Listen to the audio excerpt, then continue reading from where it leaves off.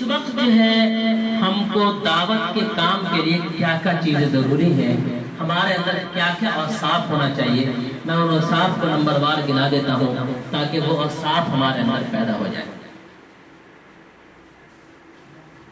سب سے پہلی چیز ہے دعوت کا کام اس وقت کر پائیں گے جب آپ کو یہ ابھی بتایا گیا کہ اللہ تعالیٰ آپ کو کہتا ہے کہ امانت والوں کے حوالے کر دو، نبی کہتے ہیں کہ میری طرف سے اپنی بات پہنچا دو، نبی نے دین کی بھی دعوت دی، ایمان کی بھی دعوت دی، اعمال کی بھی دعوت دی، اور آپ کی پیدائش کا مقصد صرف نماز روزہ عبادت نہیں ہے۔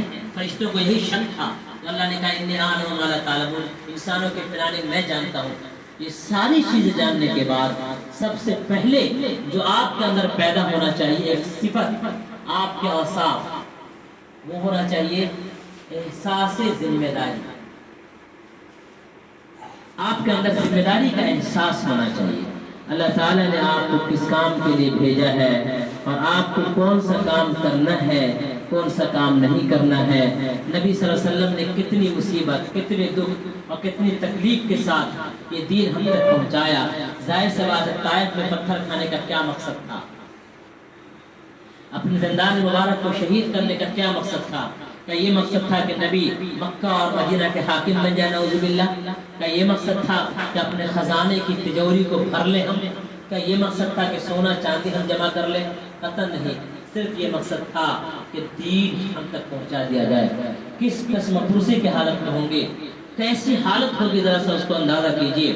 313 مسلمان ہیں اور ہزاروں کی فوج ہے، 313 نہتے مسلمان، ادھر ہزاروں کی فوج ہے اور ہزاروں کی فوج سے 313 لڑنے جا رہے ہیں اور مسلمان قسم پرسی کے عالم میں ہیں۔ ایسے وقت میں نبی بلک کر کے دعا کرتے ہیں۔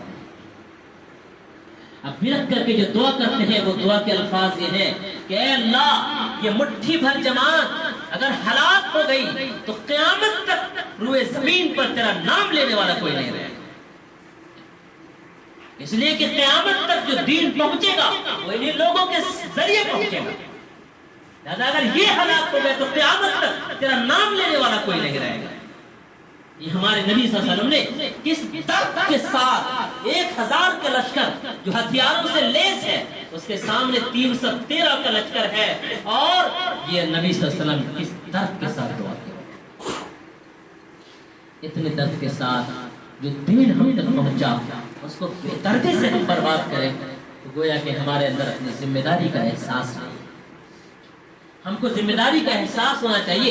ہم کھانا کھانے کے لیے دنیا کے اندر نہیں آئے ہیں، کپڑے پہننے کے لیے دنیا کے اندر نہیں آئے ہیں، مکانات بنانے کے لیے ہم دنیا کے اندر نہیں آئے ہیں، عیاشی کرنے کے لیے ہم دنیا کے اندر نہیں آئے ہیں، الگ تک زندگی گزارنے کے لیے ہم دنیا میں نہیں آئے ہیں۔ ہم دنیا میں ایک مقصد کے لیے آئے ہیں، وہ مقصد ہمیں پورا کرنا ضروری ہے۔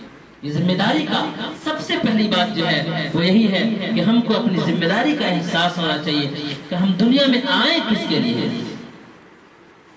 دوسری بات یہ ہے ہمدردی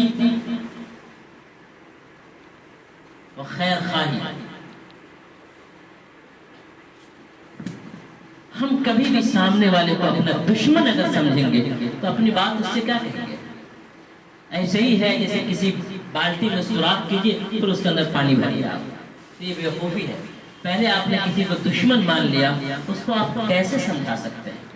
آپ مان لیجیے کہ آپ کا خون کا رشتہ ہے آپ کے اس بھائی سے، جس بھائی سے آپ بات کرنے جا رہے ہیں آپ کے خون کا رشتہ ہے، اور جب خون کا رشتہ ہے تو خون کے رشتے کو تکلیف سے، گمراہی سے، غلط چیز سے بچانے کے لیے آپ کیا کوشش کرتے ہیں اس کا اندازہ کیجیے۔ آپ اس کو ایک مثال سے سمجھ سکتے ہیں کہ ایک شخص ایسا ہو سگریٹ پی رہا ہے تو آپ اس کو کہیں گے، آپ اس سے کہیں گے بھائی سگریٹ مت پیو، سگریٹ پینے سے پھیپھڑا خراب ہوتا ہے، تم کو بیماری لگ جائے گی، تم مر جاؤ گے۔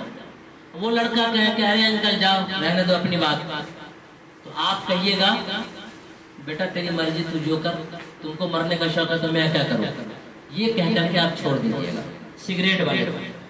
لیکن وہیں پر کوئی لڑکا اپنے ہاتھ میں زہر کی بوتل رکھے ہوا اور زہر پینا چاہ رہا ہو تو کیا آپ اسی انداز میں سمجھائیے گا بیٹا یہ کیا کر رہے ہو، زہر پی رہے ہو، اس سے تم مر جاؤ گے بیٹا؟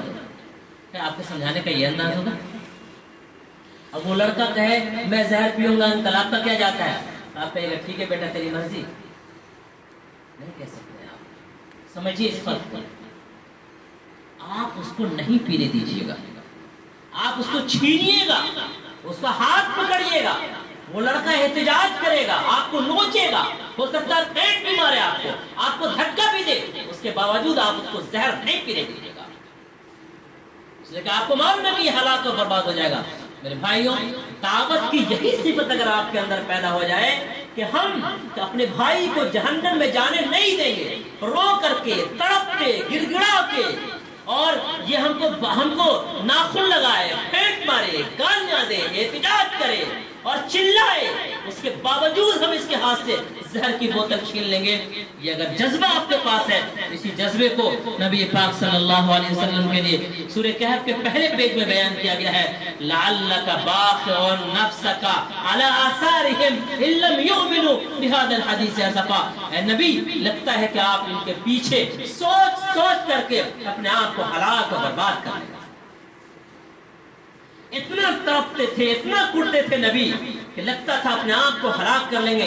ایک رات نبی پاک صلی اللہ علیہ وسلم رات میں نماز کے لیے کھڑے ہوئے، قرآن کی آیت ہے ان تعذبهم فانهم عبادك وان تغفر لهم فانك انت العزیز الحکیم۔ اے اللہ، اگر آپ اپنے ان بندوں کو عذاب دیں تو آپ کا اختیار ہے، آپ کو کوئی نہیں روک سکتا، لیکن وَإِن تَغْفِرْ لَهُمْ، اللہ اگر آپ ان کو بخش دیجئے، معاف کر دیجئے، تو بھی آپ کو کوئی روکنے ٹوکنے والا نہیں ہے۔ اس آیت کو پوری رات پڑھتے رہے، نبی روتے رہے۔ ظاہر سی بات ہے ہمارے لیے جس امت کو جہنم سے بچانے کے لیے نبی رات رات بھر تڑپ رہے ہیں، آپ خراٹی کی نیند لے رہے ہیں اور اس کو بچانے کی کوئی فکر نہیں کرتے۔ کہاں سے آپ نبی کے وارث ہو جائیں گے؟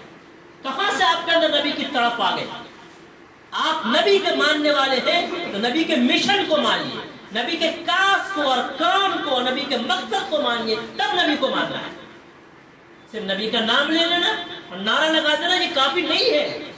نبی پاک صلی اللہ علیہ وسلم نے جس تڑپ کے ساتھ امت کو جہنم کے عذاب سے بچانے کے لیے رات رات بھر تڑپا کیے ہیں، اور آپ کا دل ذرہ برابر بے چین نہیں ہوتا اگر کسی کی گمراہی کو دیکھ کر کے، کسی کے گناہ کو دیکھ کر کے، کسی کی فسق کو دیکھ کر کے، کسی کے فجور کو دیکھ کر کے، کسی کی لاپرواہی کو دیکھ کر کے، تو آپ سمجھ لیجئے کہ نبی کا درد آپ کے اندر ذرہ برابر ہے۔ تو ہمارے اندر اپنی ذمہ داری کا احساس ہونا چاہیے، اور اس کے ساتھ ساتھ جو ہے ہمارے اندر ہمدردی اور خیرخواہی ہونا چاہیے۔ ہمدردی اور خیرخواہی کا مطلب یہ ہے کہ ہم اگر کسی کو دعوت دیں تو یہ سمجھیں کہ ہم اس کو جو سمجھا رہے ہیں یہ ہمارا بھی غرض ہے۔ ہم اس لیے نہیں سمجھا رہے ہیں کہ ہم بہت بڑے اللہ والے ہیں اور یہ فاسق فاجر گنہگار بدکار ہے، بلکہ ہم اس لیے سمجھا رہے ہیں کہ ہم جائیں گے، ہمارا بھائی بھی ہمارے ساتھ چلا جائے۔ ہم اس لیے سمجھا رہے ہیں کہ ہمارے اللہ نے ہم کو یہ کام دیا ہے، تو ہم کو جو ہے ہمارے اندر ہمدردی اور خیرخواہی کا جذبہ ہونا چاہیے۔